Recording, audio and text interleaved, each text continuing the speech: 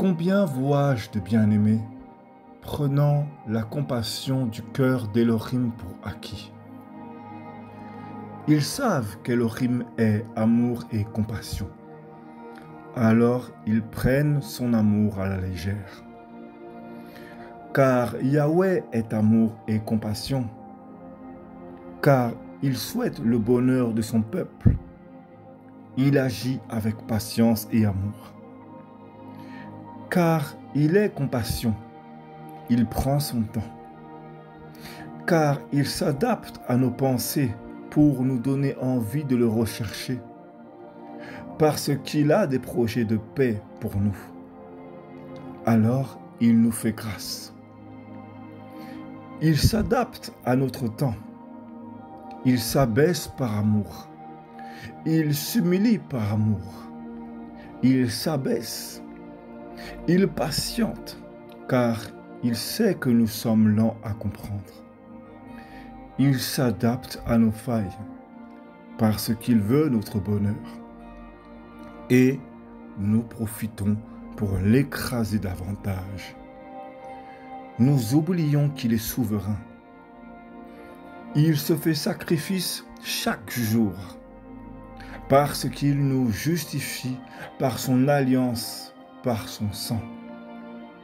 Et sachant ceci, nous en profitons. Plus le temps avance, plus nous l'humilions à cause de sa compassion. Car Yahweh savait toutes choses. Alors nous profitons pour croître davantage dans le profit de sa patience. Mais Yahweh n'est-il pas le souverain? Parce qu'il s'est fait sacrifice et que nous savons qu'il est bon, nous oublions qu'il est juste. Nous profitons de sa compassion pour se dire qu'il s'adapte. Nous profitons pour croître dans l'apostasie. Nous voulons que Yahweh nous serve. Nous faisons un culte pour qu'il nous serve. Mais nous inquiétons-nous vraiment du cœur de l'époux? Car Yahweh s'est fait fils. Il s'est fait sauveur pour que nous soyons des Mashiach. Des sauveurs les uns pour les autres. Mais nous ne voulons qu'un culte, juste un temps quotidien. Parce que nous savons que Yahweh est compassion et qu'il nous comprend. Combien veulent sauver? Combien veulent du cœur de Yahweh? Chacun agit pour ses attentes. A-t-on vraiment le cœur pour Yahweh? Un peuple qui ne donne que du superflu. Un temps de rassemblement, puis le temps leur appartient. Et même lorsqu'ils parlent du Sauveur qui règne, ils le font pour amener dans un temple, non à Yahushua. J'ai vu une génération qui attend de vrais cœurs, des cœurs sincères, des cœurs qui les comprennent, car Yahweh est un Père. J'ai vu une génération qui veut des témoignages authentiques, sans pensée sectaire, car Yahweh a préparé une armée solide, car Yahweh a façonné des caractères qui combattra. Une armée que peu comprendront, car elle sera au Seigneur. Une armée formée par le feu. Une génération qui attend un vrai témoignage. Des paroles sincères, sans l'idée d'amener dans un temple. Y a-t-il des intercesseurs sincères? Car lorsqu'ils ont le talent, ils prennent pour acquis.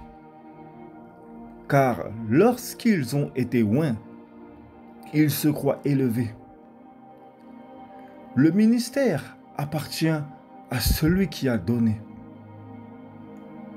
Yahweh veut le bonheur de tous, mais chacun pense à lui-même. Yahweh s'est fait chair sur terre pour un court temps. Il était pressé de retourner dans la demeure céleste. Nombreux vont combattre des hommes.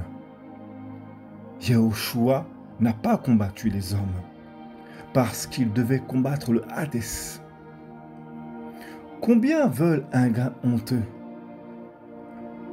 Veulent des postes par un cœur blessé et souillent la réputation de l'Évangile. Yahweh est miséricorde et compassion, mais il est aussi juste. Alors que Yahweh veut votre bonheur, qu'il veut voir l'image du Fils en nous, en Yahushua, qu'il veut voir des Mashiach, ce peuple humilie le nom de Yahweh. Ce peuple sert le monde pour insulter la sainteté de Yahweh, sous prétexte de s'adapter à notre époque, sous prétexte d'attirer les âmes dans le monde vers le royaume. Un peuple qui veut servir Yahweh, mais qui ne connaît pas Yahweh. Qui recherche le cœur de Yahweh? Qui veut comprendre son cœur? Il s'humilie et s'adapte à nous. Et nous profitons de son amour pour justifier l'apostasie. Le ministère est devenu une gloire, au lieu d'être une mission divine. Parce qu'il plaise au peuple, parce qu'ils sont attestés par les grands de ce système, ils pensent être attestés par Yahweh. Alors que Yahweh, par sa compassion, prend son temps pour les ramener à lui. Il profite pour se réjouir de leur élévation. Que chacun recherche Yahweh. Que chacun laisse croître le Fils.